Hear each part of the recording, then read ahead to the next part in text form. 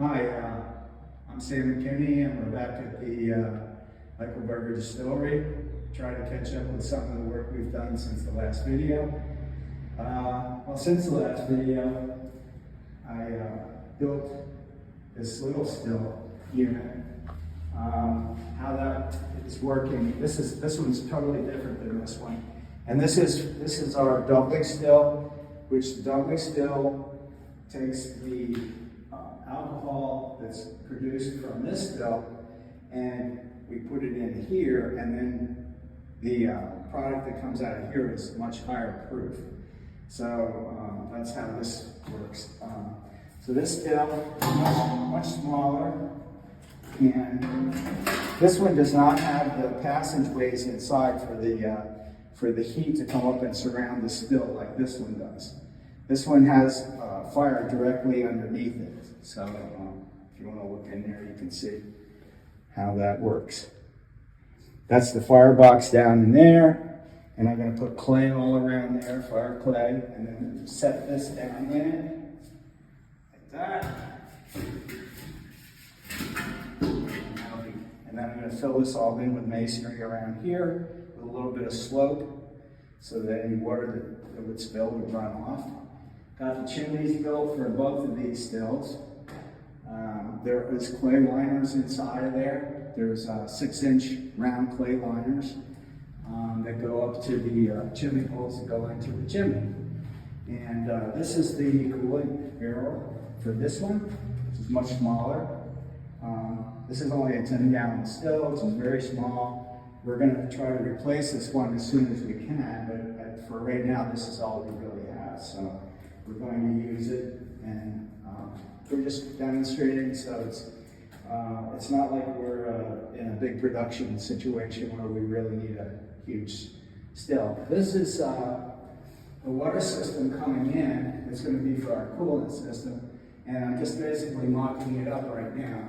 But there's a pipe inside here, and it's an inch and a quarter black plastic pipe, and that runs outside, and it runs all the way up to a hand-dug well that we have in front of Bill's Tower. It's almost 400 feet away, and we have a big pump down inside that well that's pumping the water from there all the way down here, and then it's coming up here, and then it goes down this wooden pipe.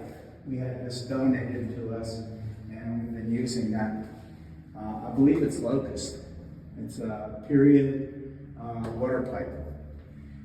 So eventually, what will happen is the water will run out from here, will run into these barrels, both barrels. I have to make gutters to run the water to both of the barrels. So that's pretty much it for what we've been able to do construction-wise. We brought in some of our artifacts. This is an 1811 to 1813 still that was made in Philadelphia. And how we know that is it's stamped with the maker's name, and the maker's name is Heiss and Justice. There were two guys that got together in 1811 to make stills and other copper vessels too. They had a copper shop. Now they were only together for 2 years, or 3 years, 1811, 1812, 1813. So we know that this still, because it is marked with both of those gentlemen's names, that it is from that time period. And we actually have a flyer for an advertisement from Heiss and Justice that shows them, it's a drawing, and it shows them making stills. It's a really cool thing.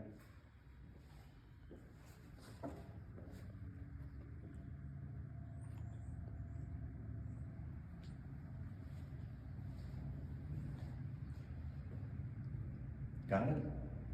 Okay, this is the flyer and the advertisement that we found in a book. I had it blown up so you can see it. You can see them making the stills, and this still was made in their shop.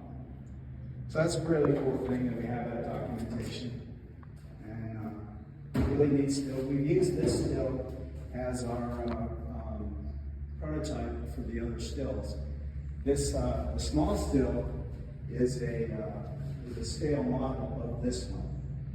So we actually took the dimensions off of this and then downsized it to accurately represent this one.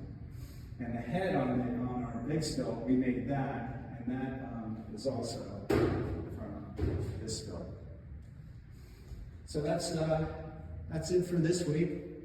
I think we've caught up on everything, and we'll have you back when we get the water system going. And once the water system's going, we're basically done with all the equipment. The only thing I'll have to do is just plaster everything, and we're not going to be doing that yet for a little while. So thank you.